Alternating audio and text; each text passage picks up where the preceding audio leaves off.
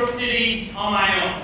I gone 3 previous times with other friends, students from Princeton Seminary, but this time I was going to try to make it on my own. It was going to be a great day. I was going to take in a museum, probably the MoMA, the Museum of Modern Art. They have things like purple light in corner and string attached to the wall by Staples. Some great artwork there. I don't understand.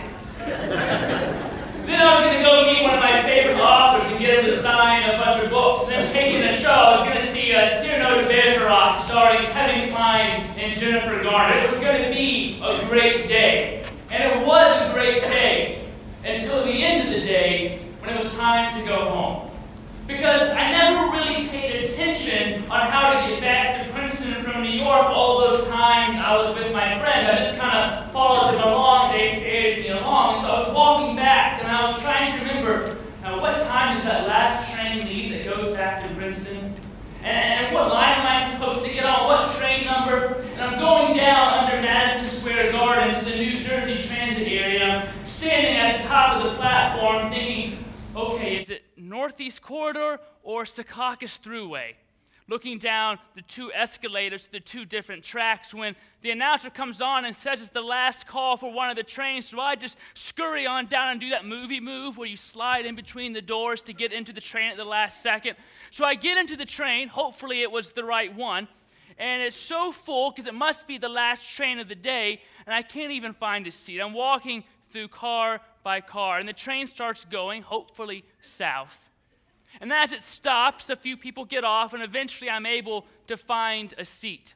I plop my heavy book bag down that's full of signed books by this author, and I sit there relaxing for a second. The ticket taker comes by and takes my ticket, clicks it 3 times, click, click, click, puts it in the back of my seat. The train keeps rolling on, and more people get off the train until finally I'm the last one in my car. The conductor comes through, picking up all the scraps of tickets, clicking in. He hasn't clicked yet. Click, click, click. Calling out, end of the line. I haven't heard Princeton yet. I hear this sound over the staticky speaker, last stop, something that's not Princeton. Last stop? Whoa, wait a minute. We haven't passed New Brunswick yet. I know I haven't missed it. I mean, this can't be the last stop. But there's that conductor walking through saying, end of the line. And I'm just filled with dread. I mean, by the time I got back to New York, there'd be not another train that went to Princeton. I'd have to sleep in New York on the streets in Central Park. And that's scary. I've seen Home Alone 2, Lost in New York. Bad things happen there at night. End of the line. Last stop. I hated those words. The disciples have been following Jesus from Galilee to Jerusalem, and we've been following along with them all Lent. And it was an amazing trip filled with miracles and parades and people shouting, Hosanna. It was wonderful until the end. Then it wasn't so great anymore. No one wanted to keep going after that. Kind of went downhill on that last spot. If you were here on Friday night, you heard how things went. It started with a meal, and then a betrayal in a garden, a mock trial, a cruel beating, and a crueler crucifixion, followed by death on Golgotha. The last stop, end of the line. Jesus was the last one left by that point, alone on the journey, alone to carry the cross. The disciples had gotten off on earlier stops. Some left at the garden at that betrayal saying, okay, I'm out of here at that point, walking through the closing doors of the train. Peter lasted one more stop to Caiaphas' palace, but by the time the cock crowed, he left too. Aren't you that guy that was with Jesus? No, not me. You must have somebody else. See, this is my stop. And he's gone. Until finally there was just Jesus left. And that last part of the journey was the hardest part, carrying the cross up to Golgotha. And when he got there, his conductors, the Roman soldiers, took his ticket. The crossbeam he carried on his back, laid it perpendicular to a longer beam, and put him on it. And they punched that ticket 3 times, one for each hand and one for his feet. The last stop. You've been hearing about my trip to Israel for the last few weeks. I went about 2 months ago, right before this Lenten journey began. It was an amazing trip. We started in Tel Aviv and went up to Galilee, went south to the wilderness to the Dead Sea, and finished in Jerusalem. Thursday was our last day, the end of the line. We went to Yad Vashem in the morning, the Holocaust Memorial, but our last stop before we got on the buses to go back to the airport was the Garden Tomb. The Garden Tomb was discovered by Charles Gordon in 1883, just outside the walls of the city, outside the Damascus Gate. Gordon noticed this rocky outcropping that from many angles looked like a skull. And then a tomb was found right nearby, and the remains of what looked like a winery and a garden. And Gordon, thinking back to the Gospel of John, remembered there was a tomb and a garden. We have a song about that. Some people's favorite song from Easter, I walk in the garden alone. He thought maybe this is the place Jesus was really crucified, this hill that looks like a skull, Golgotha, and was buried in this tomb in this garden. Later, archaeological evidence found at the Church of the Holy Sepulchre and the lack of evidence found at the Garden Tomb pretty much suggests this wasn't the place Jesus was crucified. But because the Church of the Holy Sepulchre has been built over so many times, you can't get a sense of what Golgotha would have looked like, of what the tomb would have looked like. We went there early in the week, and it's always so busy that the Garden Tomb was a nice, peaceful spot. You could visualize it better. And so our group of 40 ministers from around the country got together one last time for a communion service there at the Garden Tomb, at Gordon's Golgotha, our last stop. Now, if you look at Gordon's Golgotha here, you can see it's a rocky outcropping.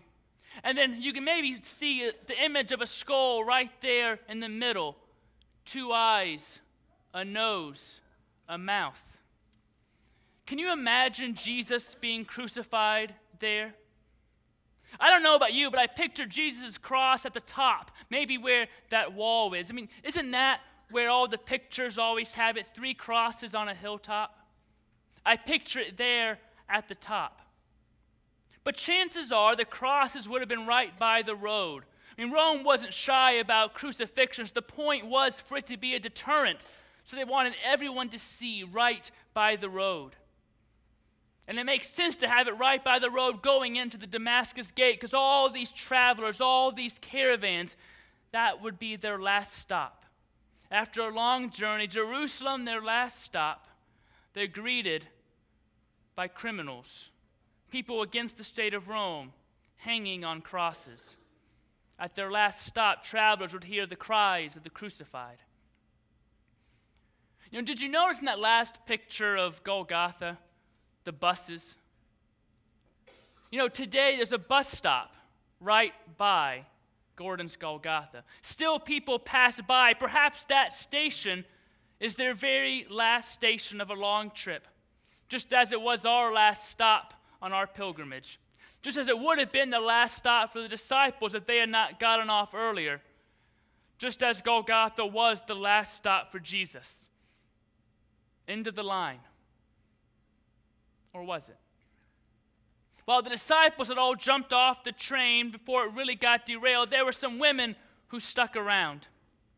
They watched from a distance the last stop of Jesus, his death, and they helped Joseph of Arimathea take Jesus to a tomb like this one, like the one you can see in the Garden Tomb. That was their last stop. This stone in front of the tomb was their last stop. 3 days later, first day of the week, they came back. They visited that last stop one last time. So when the Sabbath was over, Mary Magdalene and Mary, the mother of James, and Salome bought spices, so they might go and anoint him. And very early on the first day of the week, when the sun had risen, they went to the tomb. They had been saying to one another, "Who will roll away the stone for us from the entrance to the tomb?" When they looked up, they saw that the stone, which was very large, had already been rolled back. As they entered the tomb, they saw a young man dressed in a white robe sitting on the right side, and they were alarmed. But he said to them, "Do not be alarmed, for you are looking for Jesus of Nazareth, who was crucified. He has been raised. He is not here. Look, there is the place they laid him. But go tell his disciples and Peter that he is going ahead of you to Galilee. There you will see him just as he told you." So they went out and fled from the tomb, for terror and amazement had seized them, and they said nothing to anyone, for they were afraid. The last stop, the end of the line, the tomb, the last stop. The disciples might have thought so. The Sanhedrin might have thought so. Rome might have thought so. But God is always able to make a new way, a new line, a new track, a new life. Because the tomb was empty. When they walked in the tomb, they found nothing in there. The tomb was empty, for he is risen just as he said. The tomb was empty. You know, death had always been the last stop for everyone. We were always just fellow travelers to the grave. It was always the end of the line, the last stop, but the stone was rolled away and the tomb was empty. He wasn't there.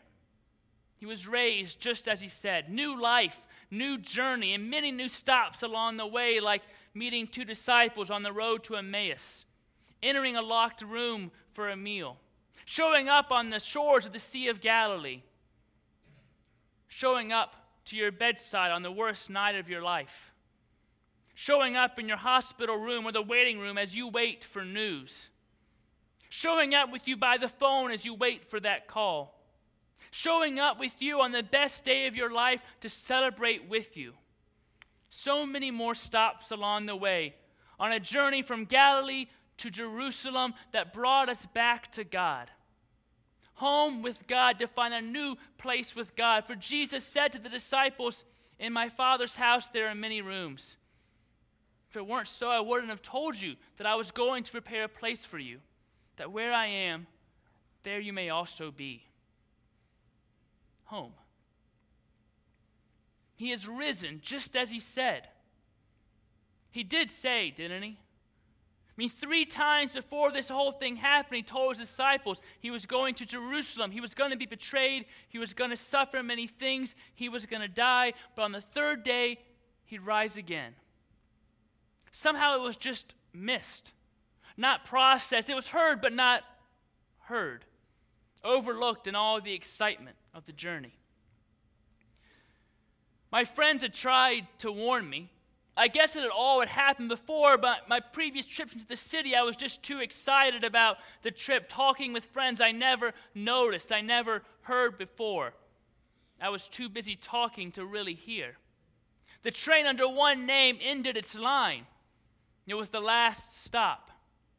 But then it became something new and started a new line, the Northeast Corridor down to Newark and New Brunswick and eventually to Princeton.